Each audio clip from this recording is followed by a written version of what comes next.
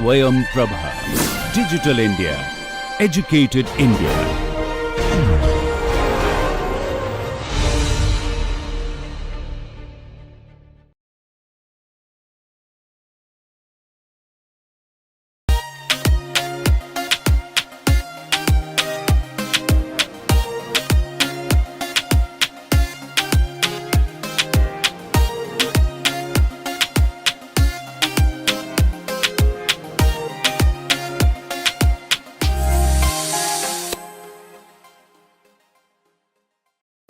Good morning and welcome to this next lecture on vibrations of plates and shells.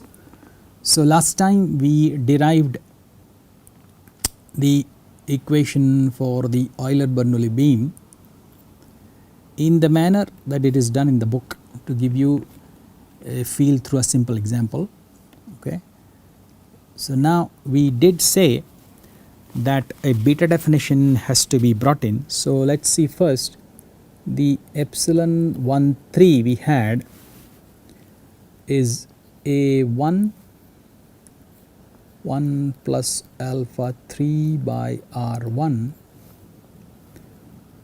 del alpha 3 U1 by A1 1 plus alpha 3 by R1 plus 1 by A1 1 plus alpha 3 by R1 del U3 by del alpha 1. This is what we said. Okay.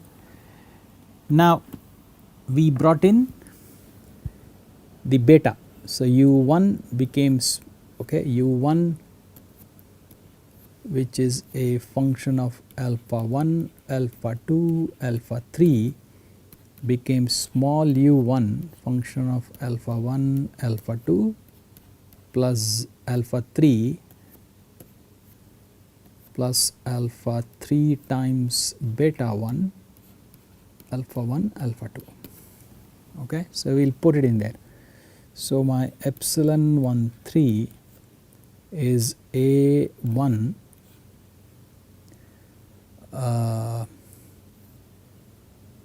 1 plus alpha 3 over R1 del alpha 3 small u1 plus alpha 3 beta 1 by A1 1 plus alpha 3 by R1 plus 1 by A1 1 plus alpha 3 by R1 del U3 by del alpha 1. Okay. Now this we are going to set as 0. So this is 0. Okay. 0.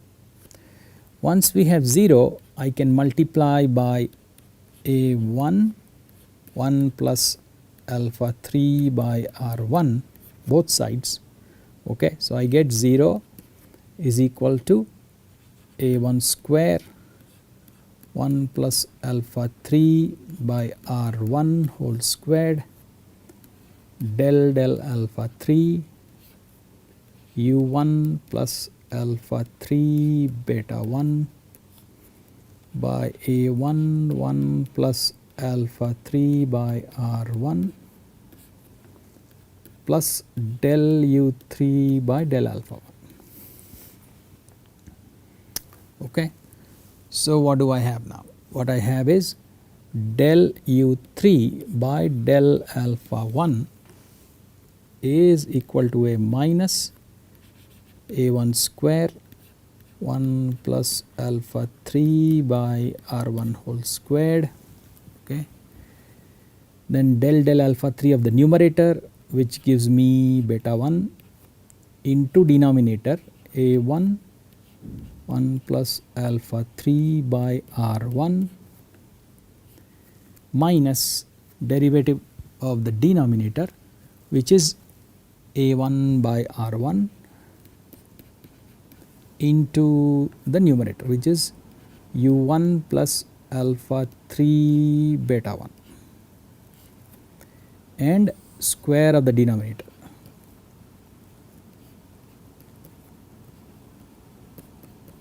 Square of the denominator. So this goes with that and I get minus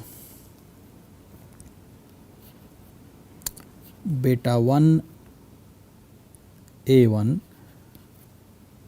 plus beta 1 A1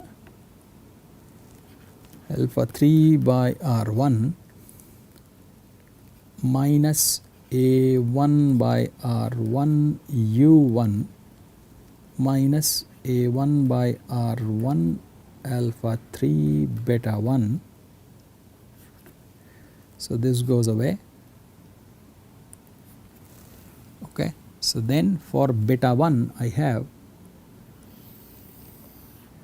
for beta 1 I have U1 by R1 minus 1 by A1 del U3 by del alpha 1. Similarly, beta 2 will be U2 by R2, this is small u1, small u2 minus 1 by A2 del U3 by del alpha 2. Okay. Now, a further simplification we are going to do under the assumption that we are going to work with thin shells, okay, is that wherever we have alpha 3 by R1 or alpha 3 by R2, we will consider this to be much smaller than 1. Okay. So that now we will get epsilon 1 1 is equal to 1 by A1 del by del alpha 1, we bring in beta U1 plus alpha 3 beta 1 plus 1 by A1 A2 del A1 by del alpha 2 U2 plus alpha 3 beta 2 plus U3 by R1. Similarly, epsilon 2 2 is 1 by A2 del by del alpha 2 U2 plus alpha 3 beta 2 plus 1 by A1 A2 del A2 by del alpha 1, okay, U1 plus alpha 3 beta 1 plus U3 by R2. Epsilon 3 3 is 0, so is epsilon 1 3, so is epsilon 2 3, okay, and epsilon 1 2 is A2 by A1 del alpha 1 U2 plus alpha 3 beta 2 by A2 plus A1 by A2 del alpha 2 U1 plus alpha 3 beta 1 by A1. Okay. So this page will be useful somewhere. I will need it. So let me mark it that way. Let me mark it with red here.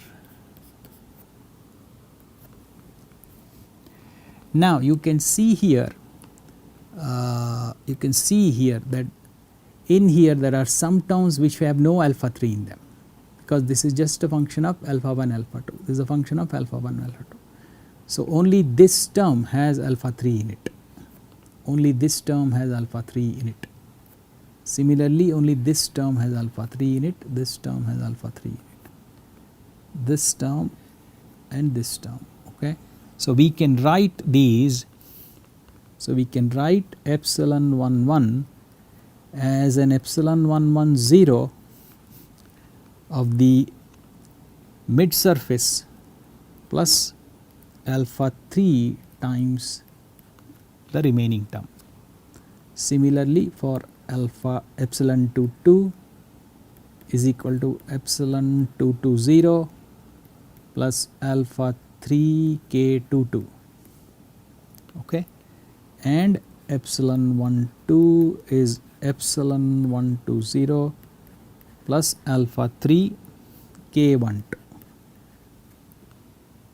Okay. So, these are all nice to have them in one place.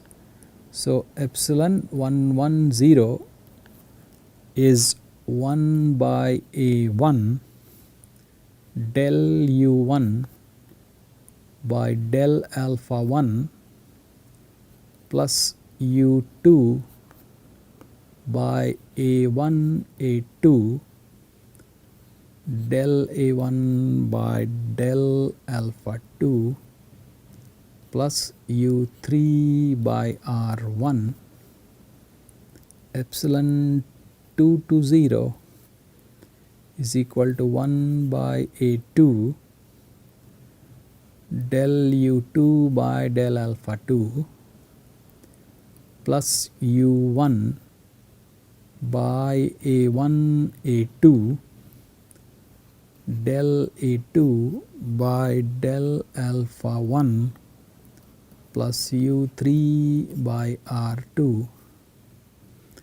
Then epsilon 1 2 0 is equal to a 2 by a 1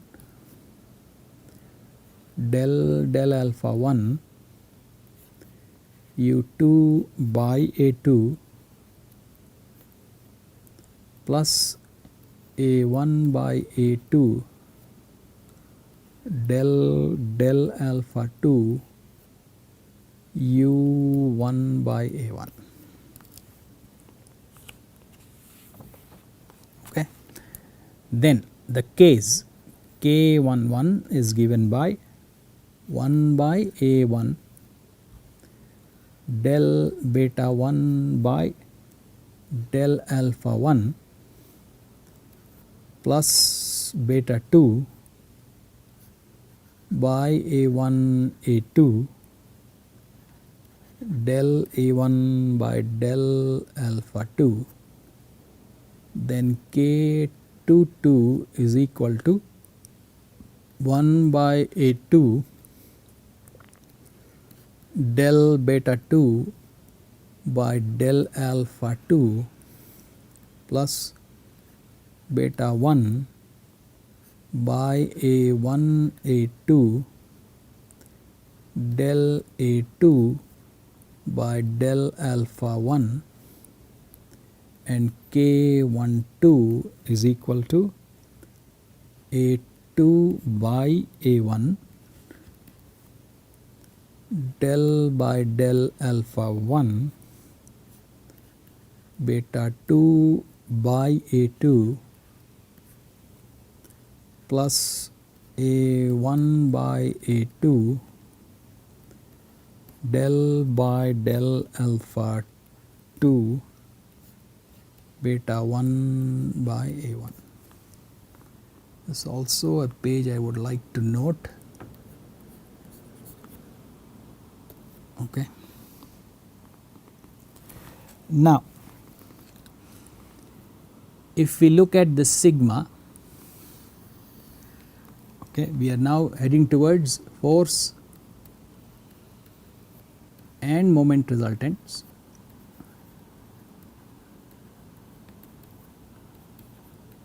Which arise as soon as we integrate with respect to z or alpha 3. Okay. So, we have to, we will formulate them ahead. Okay. So, we will formulate them right away.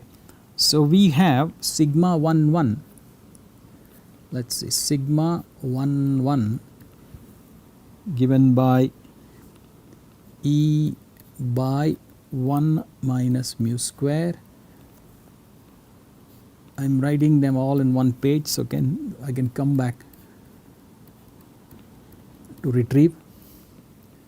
Sigma 2 2 is equal to E by 1 minus mu square epsilon 2 2 plus mu epsilon 1 1, and sigma 1 2 is epsilon 1 2 into G. Let us just take sigma 1 1.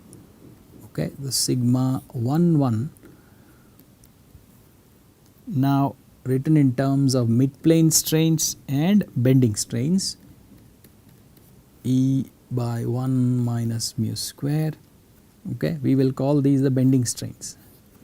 We will call these the neutral mid surface strains. Okay. So, that sigma 1 1 now is equal to epsilon 1 1 0 plus mu epsilon 2 2 0 plus alpha 3 k 1 1 plus mu k 2 2. Okay. So, in the entire expression alpha 3 comes only here. Okay. So, now if we look at how sigma 1 1 comes up, okay, so we have this is the alpha 1, or let me do this.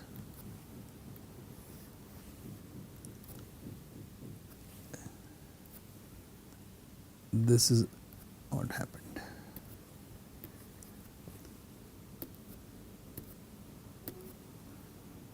This is alpha 1, this is alpha 2,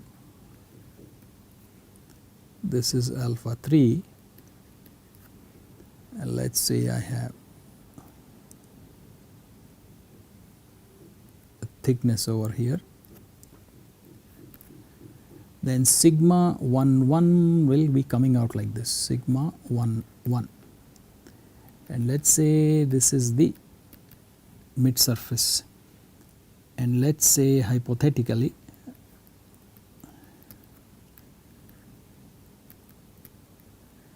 this is how it looks like. Okay, and this is R2. So, this is R2, this here is R2. Okay. So, this element length is A2 d alpha 2. You should know that now. D alpha 2 is the coordinate change, A2 d alpha 2 makes it a length. So, that length divided by R2, okay, gives me an angle. And now if I want a location away from the mid surface, okay, then that length is R2 plus alpha 3. Okay. So, therefore, a length element at a general location is A2 d alpha 2 1 plus alpha 3 by R2. Okay. So, the area element now will be this length into d alpha 3. So, that is d alpha, that is an area element. Okay. So, that is an area element, this. So, this is d alpha 3. Okay. So, now if I multiply by the normal stress, then that is a force over this elemental area. Okay. So, if I now integrate, integrate from alpha 3 is equal to minus h by 2 to alpha 3 is equal to h by 2 of sigma 1 1 a 2 1 plus alpha 3 by r 2 d alpha 2 d alpha 3. Okay. So now what happens here? What happens is that we said we will ignore all alpha 3 by r1 and alpha 3 by r2 type terms. Okay. So we drop that term. So what happens is we get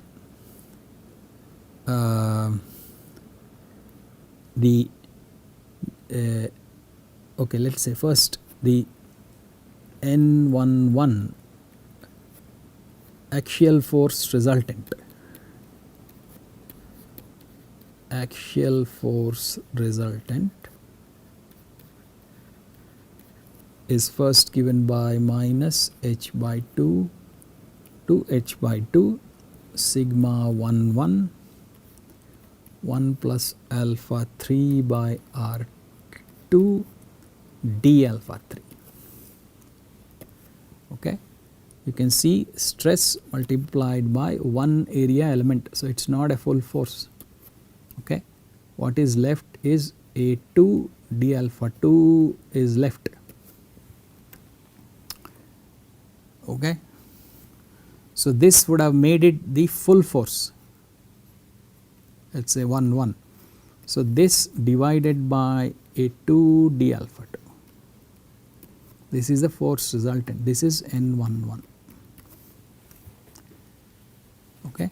Further we drop this alpha 3 by R2, that means N11 is equal to integral minus h by 2 to h by 2 sigma 1 1 d alpha 3.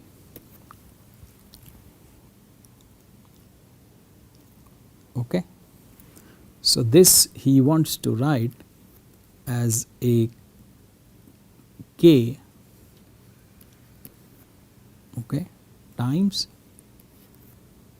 epsilon 1 1 0 plus mu epsilon 2 2 0. Okay.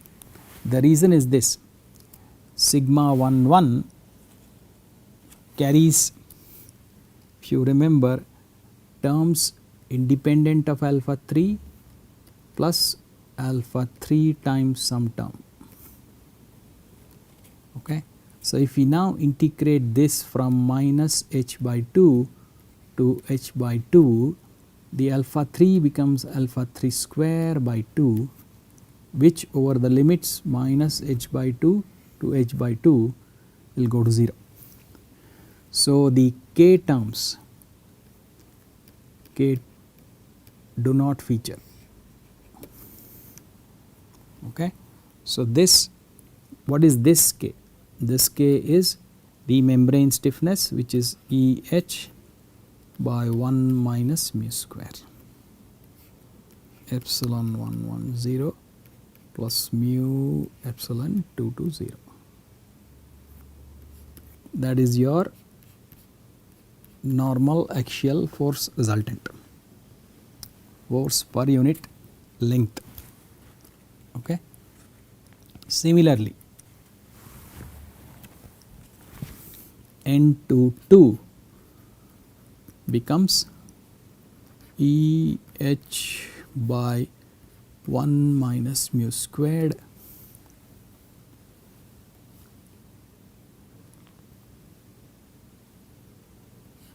epsilon 2 to 0 plus mu epsilon 1 1 0.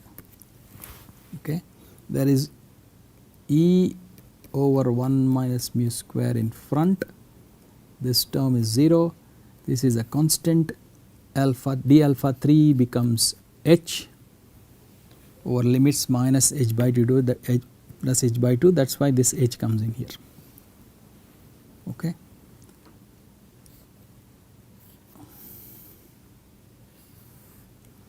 and N12 and N21 are equal with this denoted as K, this thing denoted as this constant K into 1 minus mu by 2 epsilon 1 to 0. Okay. Now for the moment resultants, what happens for the moment resultants? I have sigma 1 multiplied by a length at a height alpha 3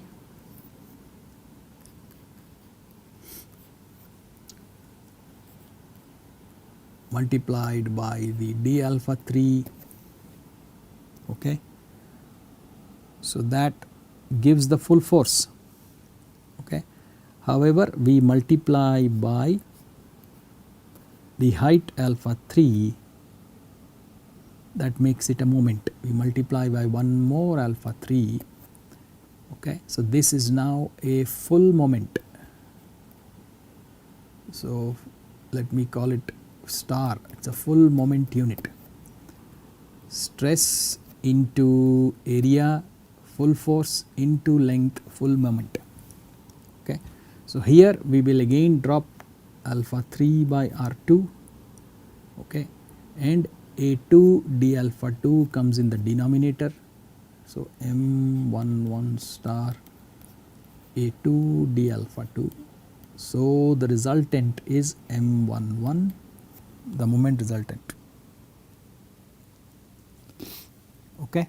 So that is M11 is equal to integral minus h by 2 to h by 2 sigma 11 alpha 3 d alpha 3. Okay. That is equal to d K11 plus mu K22, where this thing d is the bending stiffness. You must have seen this somewhere.